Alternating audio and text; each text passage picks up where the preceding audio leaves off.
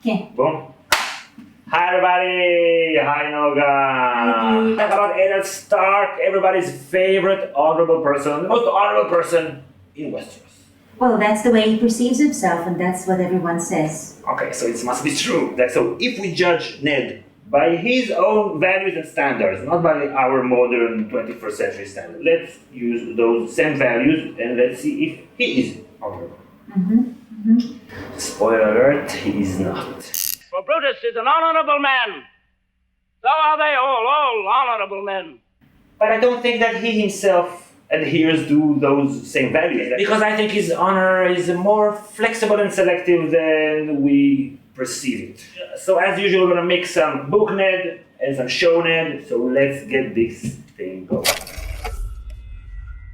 Ned is the archetypical father figure, the protector, the one who takes care of things, the one who provides. The educator, he teaches them like the old ways of the North. This is how we have always done it. These are our core values.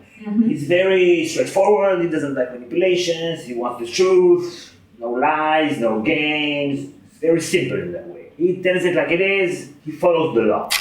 The king has no true-born sons. So, when the king dies... The throne passes to his brother, Lord Stennis. Unless... There is no unless. He is the rightful heir. Nothing can change that.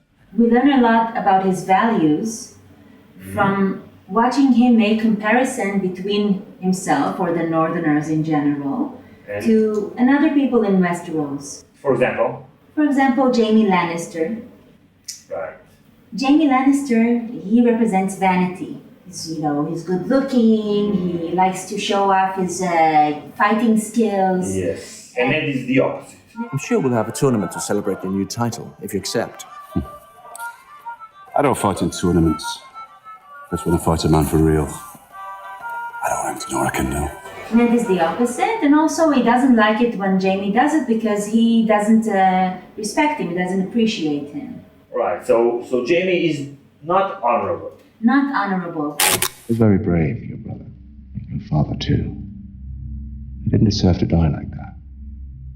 Nobody deserves to die like that. You just stood there and watched. Respect is something far more, individualistic. Well, I want you to respect me. Right, it's selfish. It's selfish. And honor. Honor is a lot more about self-sacrifice for the greater good. An honorable man is someone who doesn't care, is willing to sacrifice his own respect, let's say, in order to take care of the greater good of his own group. And he also hates Jorah. He hates Jorah. He thinks that because Jorah sold two thieves to slavery, he didn't only dishonor himself or his house, he dishonored the entire North. It's very strict. Mormont, you bring us the whispers of a traitor, half a world away, and call it fact. Jorah Mormont's a slaver, not a traitor. Small difference, I know, to an honourable man. And sure, he is an honourable man. He hates Littlefinger most of the time because Littlefinger is conniving. Through Ned's objection to Robert's killing of Daenerys, Wanting to kill her, planning to kill her, we know that he didn't finish the job. So we learn a lot about his attitude towards justice.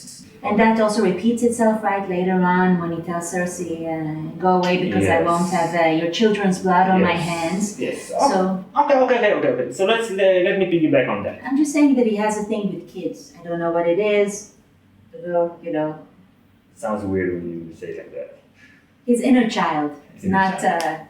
Okay, so let me piggyback a little bit on his objections to kill Daenerys and him tipping off Cersei to run away. So Robert makes very good points for the greater good.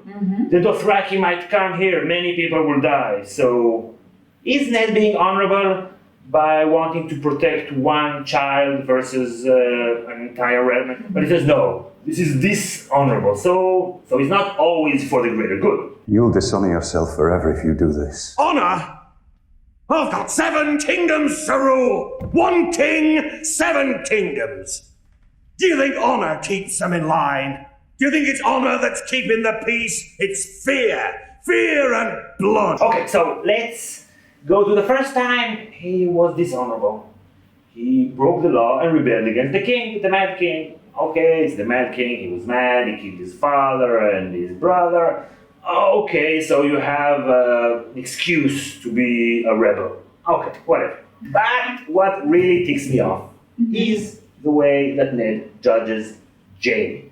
So he first judges Jaime when he goes into the throne, right, after Jaime killed the Mad King. When I watched the Mad King die, I remembered him laughing as your father burned. It felt like justice. Is that what you tell yourself at night? That you were avenging my father when you shoved your sword in Aerys Targaryen's back? Whatever. He sees there Jaime sitting, and he doesn't ask what happened. He just sees, you are a bodyguard for the king. You killed the king. This is against the law. I don't care. No mitigating circumstances. I don't have to understand what went on. You think the Honorable Ned Stark wanted to hear my side? He judged me guilty the moment he set eyes on me. You broke the law. You broke the tradition. You broke your oath. You just said that Ned broke his oath to his king, Mad King. Burn them all! And then he lied to his king, to his new king, Robert, about Jon and Lyanna. He broke his oath to obey him. He broke his oath to his king. So yeah, it's interesting because in a way, he and Jaime were fighting for the same team. I mean, Jaime was just doing what Ned was about to do. Right, but he wanted to do. He wanted to do. He came in wanting to do that, and then Jaime had already done the job for him. So what's the problem? Right, But, and it was for the greater good to do it this way. Yeah. Ned just saved Jon. Right. One person. He saved one person. He dishonored himself, okay, by lying and breaking his oath to his king to save one person. Jaime saved the whole city, thousands of people. That's the most honorable. And he was willing. You were saying before about respect. He was willing to lose respect for the greater good. So Jaime is way more honorable than Ned would ever be if we disregard the fact that he tried to kill an 8-year-old. But that's the Kantian ethics, That's like you need to do what's right, and if you do what's right, then it will be for the greater good. If you do something that is against the law, like kingslaying, then it's against the greater good because there's like this like an invisible hand that directs everything, and all we need to do is just be in order, and then everything will be okay. Okay, but it's not how the world works. It's not how the world works. Like he doesn't judge his sister Lyanna that broke her oath to her dad, obeying her dad, marrying who he said she should marry. But he does judge Jaime for breaking his oath, even though Lyanna's breaking of oath led to a war, and Jaime's breaking of his oath led to saving thousands of lives. So what the fuck is he talking about? I don't understand. Please, explain to me. That's one of the problems with Ned, I think, that in a way, understanding that different people have different motivations and, sometimes they contradict each other and they don't always combine to some, greater good concept that everyone agrees on. And which is the headline, Kingslaying. Yeah, that's it. Kingslaying, and that's wrong. That doesn't matter, the circumstance, the context. The context and the consequences, the rule of the end results doesn't apply here. What applies here is how you got there. Unless it's Ned and his nephew, and then the end result is the most important thing. He has to save his nephew. Right. Yeah. When he's in the hole, Varys comes in and they have this conversation. What do you want? Tell me. No riddles, no stories. Tell me, what do you want?